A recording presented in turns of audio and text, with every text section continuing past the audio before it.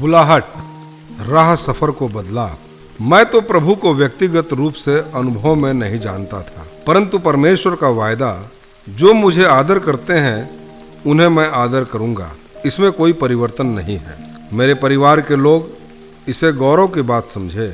मेरे अभिभावक सबसे कहकर अति प्रसन्न हुए। अच्छे अंक प्राप्ति के कारण चेन्नई के तंडयारपेट में मेटल बॉक्स नामक कंपनी में प्रशिक्षु गवर्नमेंट अप्रेंटिस के रूप में तुरंत बहाली हुई। चेन्नई में टटोलकर एक आराधनालय पाया। मेरे कमरे में एक हिंदू, एक मुसलमान और एक नामधारी मसीही भाई थे। मैं समुद्र के तट पर रहने वाला कई समय समुद्र के तरंगों को देखकर उनके साथ अपने जीवन की तुलना करता था। आदत के कारण बाइबल पढ़ता था, परंतु न परमेश्वर की आवाज सुनने का मन और न आज्ञाकारी होने का हृदय था। प्रशिक्षित कंपनी में भी हड़ताल का संघर्ष प्रारंभ हुआ। 6 माह के अंतराल में कई बार हड़ताल हुआ, अतः अन्य स्थानों में आवेदन भेजना प्रारंभ किया। चेन्नई मुझे पराया लग रहा था। एक साधारण आवेदन पत्र लिखकर साधारण डाक से आवश्यकता वांटेड का विज्ञापन देखकर इंग्लिश इलेक्ट्रिक कंपनी नामक कंपनी को भेजा। जब मैं पढ़ रहा था उसी समय से उसे देखा हूँ। जब हम द्वितीय वर्ष में पढ़ रहे थे तब उस कंपनी ने स्वयं छात्रों को आवेदन पत्र भेजा था। मुझे छोड़ बाकी सब आवेदन भेज दिए गए। मैंने उस समय सबका मजाक किया और चुनौती दी कि अधिक अर्थकारी चेन्नई की कंपनी तुम जो तिरुनेलवेली के लोगों को नहीं चाहेगी। जब हम टूर में थे लगता था कि वो सही दिखता था, अतः मैंने अधूरे मन से आवेदन भेजा। हालांकि आश्चर्य की बात यह थी कि कुछ ही दिनों में वहां से निमंत्रण आया। उस साक्षात्कार में मैं ही प्रथम व्यक्ति था, जबकि 33 जन निमंत्रित थे।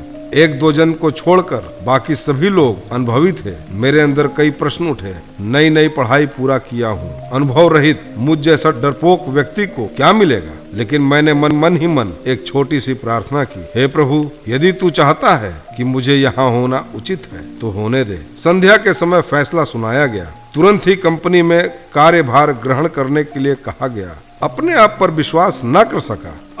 एक छोटी सी प्रार्थना को और परमेश्वर को सही न पहचानने वाले को प्रभु ने सुनकर उत्तर भी दिया है। तब मैं चेन्नई के पल्लवरम नामक स्थान पर आया।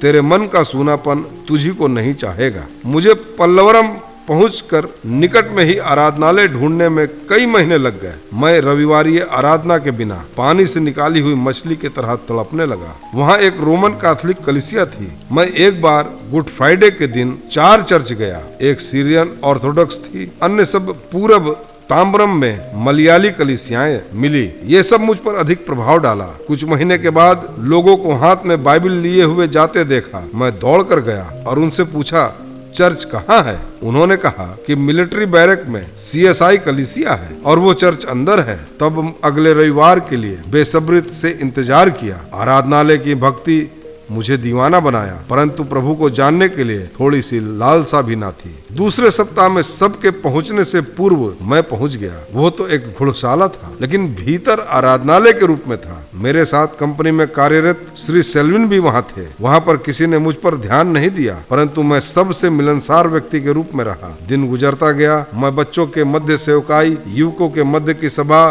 तथा गायकों का झुंड, इन सभी में सम्मिलित हुआ। वहाँ लगातार का क्रियाकलाप था, परंतु व्यक्तिगत जीवन में केवल प्रभु नहीं थे। एक छोटा सा खालीपन अनुभव करने लगा। पेशा तो अच्छा था, गोद भर के पगार था, अच्छे परिजन थे, किंतु शांति नहीं थी। कई दिनों तक कमरे में रोता रहा। कोई विकल्प नहीं, कोई लाभ नहीं था। एक अवकाश के में अपने कमरे को बंद करके कई घंटों तक चिल्ला कर रोया। मुझे शांति क्यों नहीं मिलती है? मेरे जीवन में सब वीरान ही वीरान है। जवानी की उमंग, जंग की नाई, मैं अंश अंश करके सड़ रहा हूँ। ये सब क्यों? इस प्रश्न का उत्तर के रूप में अचानक एक धीमी सनसनाहट सुनाई दी। दुष्ट के लिए मन में शांति नहीं है। तब से मन में संघर्ष शुरू हुआ। मैं शराबी नहीं हूँ, धूम्रपानी भी नहीं हूँ। 4 बहनों का एक ही भाई होने के नाते मैं लड़कियों को छेड़ना भी नहीं सीखा था। फिजूल खर्चीला भी नहीं हूँ। माँ गली में अन्य बच्चों के संग खेलने न देने के कारण मुझे गाली बकना भी नहीं आता था। ऐसी दशा में मैं स्वयं को दुष्ट के रूप में कैसे मानूं? जब मैंने इस प्रकार तर्क दिया,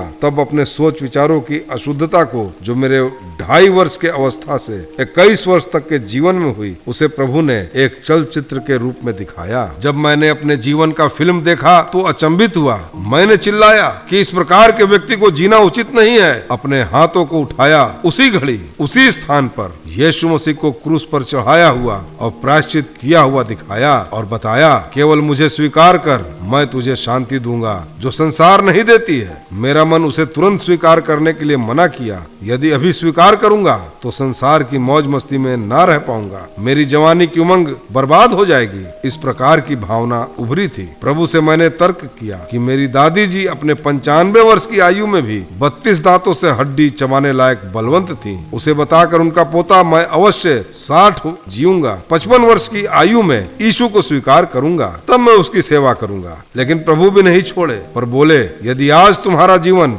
इस संसार से ले लिया जाएगा तो अंत में प्रभु ही विजेता बना। उसी दिन मैं अपने को संपूर्ण रूप से अर्पण किया। बाढ़ की नाई उसका अमन चैन उमड़ता हुआ मुझे भर दिया। कितना अलौकिक आनंद, कितना अवर्णनीय आनंद। मेरा राजा मसीहा मेरे सारे पाप और अधर्मों को धो डाला और क्षमा किया। आनंद है, आनंद है, वर्णन से बाहर है। राजा यीशु मेरे पापों को क्षमा कर दिया है। नया जीवन, नया प्रारंभ। आगामी भोर में सब नया दिखाई देने लगा। सभी को किसी न किसी रीति से यीशु के विषय में कहने के लिए चाह फूट निकली। भोर की प्रार्थना में गतसमनी बाग की कराहने की बूंदें गिरी। पापी के मरण की घोषणा करने की जिज्ञासा ने मुझे अनजाने में रुला दिया। मेरे हृदय में नया गीत, पर आंखों में आंसू थे। तुरंत कंपनी जाकर भाई सेल्विन से कहा कि प्रभु के विषय में औरों को प्रचार करने के लिए उठना होगा। वो तमिल भाषा स्पष्ट रूप से नहीं बोल पाता था। कहाँ जाऊं, कुछ पता न चला कि मैं क्या करूं। पढ़े लिखे लोगों के पास जाने से वे सवाल पूछेंगे, हमसे उत्तर देना नहीं बनेगा। अनपढ़ लोगों के पास जाने से वे और अधिक प्रश्न पूछेंगे। मैंने कहा, बच्चों के मध्य जाएंगे। उस भाई ने तुरंत कहा कि हमारी कंपनी के सामने जो 3 पहाड़ है, वहाँ पत्थर तोड़ने वाले बसे हैं, उनके बच्चों के मध्य जाने हेतु कहा। दूसरे दिन बहुत प्रार्थना और तैयारी के साथ साइकिल से निकले। हमारी अपेक्षा के विपरीत 200 बच्चे जुट गए। उस भाई ने एक छोटा सा गीत सिखाया। बच्चे आनंद पूर्वक गाए। एक पुस्तक के सहारे स्वर्ग और नरक के विषय में समझाए। जब मैंने कहा, यीशु ही स्वर्ग जाने का मार्ग है, जिनके नाम जीवन की पुस्तक में लिखा गया, केवल वही स्वर्ग में प्रवेश कर सकते हैं, तो कई बच्चों ने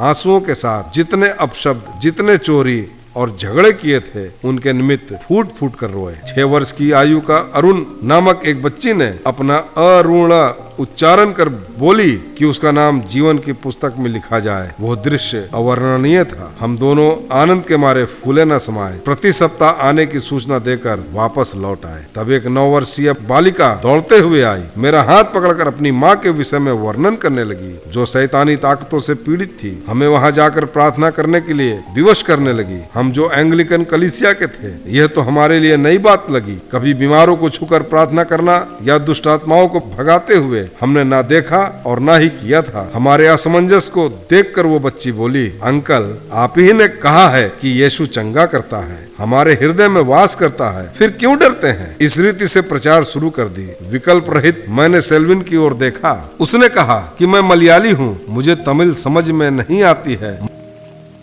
प्यार से कहा कि अभी अंधियारा हो गया है, अगले सप्ताह आएंगे। बच्ची ने तुरंत कहा, यदि तब तक मेरी माँ जीवित ना रही तो। उन शब्दों की मार हम तीनों को आगे बढ़ा दिया। बच्ची मेरा हाथ पकड़ी, मैं भाई का हाथ पकड़ते हुए आगे बढ़ा। उसका घर एक छोटी सी झोपड़ी थी। 4 फीट ऊंचाई में एक दरवाजा था। भाई सेल्विन मुझसे 6 इंच लंबे थे, अतः वो मैं झुक नहीं सकता कहकर बाहर ही खड़ा रह गया। वो बालिका मुझे पकड़े रही। मैं उसके साथ भीतर प्रवेश किया और देखा कि झोपड़ी धुआं से भरा हुआ है। एक पुरानी शीशी में कपड़े को बत्ती बनाकर मोबिल से एक ढिबरी जलाया हुआ था।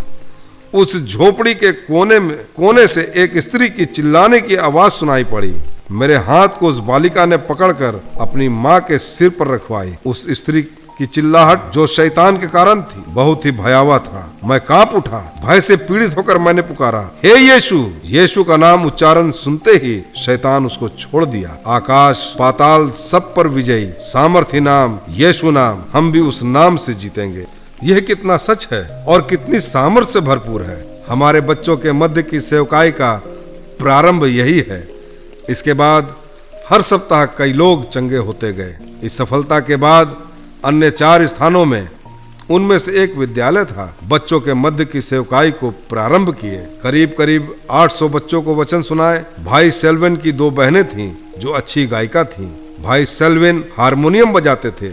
सीएसआई के नवयुवकों को लेकर एक संगीत झुंड बनाकर आध्यात्मिक सभा और संगीत सभा चलाना प्रारंभ किए। मैं संगीत निर्देशक और भाई सेल्विन संयोजक के रूप में कार्य किए। इसके अतिरिक्त भाई सेल्विन और मैं अति भोर में सप्ताह में 2 दिन गली और सड़कों में वचन का प्रचार, डाउन प्रीचिंग करके परमेश्वर की महिमा किए। समय समय पर ईसीआई, अमेरिकन एडवेंट कलीसिया और सीएसआई के नवयुवकों को प्रोत्साहित करके उन्हें भी इस प्रकार की सेवा में लगाए। सीएसआई कलीसिया के जवानों के शिविरों में अधिक सम्मिलित हुए। उन दिनों में भाई विक्टर सुंदरराज ताम्रम, बहन लीला मुत्तैया मीनम्बाकम, भाई जेसुदास कोडम्बाकम नामक लोगों से संपर्क हुआ। भाई विक्टर सुंदरराज के जबरन के कारण से मंगलवार रात्रि प्रार्थना सभा में भाग लेता था। ताम्रम सीएसआई कलीसिया का थॉमस दानियल, जो एफएमपीबी के उप निर्देशक और एमसीसी ताम्रम में प्राध्यापक के रूप में कार्यरत थे,